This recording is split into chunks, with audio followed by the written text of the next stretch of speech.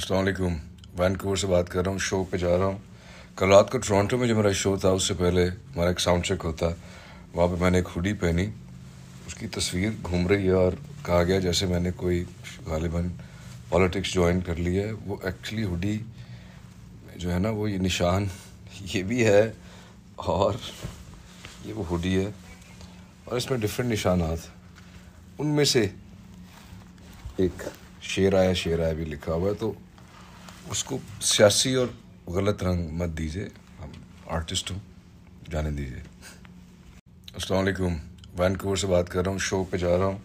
कल रात को टोरंटो में जो मेरा शो था उससे पहले हमारा एक साउंड चेक होता, वहाँ पे मैंने एक हुडी पहनी, उसकी तस्वीर घूम रही है और कहा गया जैसे मैंने कोई गालिबन पॉलिटिक्स ज्वाइन कर लिया है। वो एक्चुअली हुडी जो है ना, वो ये निशान ये भी है और ये वो हुडी है और इसमें डिफरेंट निशानात, उनमें से एक शेर आया भी लिखा हुआ है। तो उसको सियासी और गलत रंग मत दीजिए, हम आर्टिस्ट हूँ, जाने दीजिए।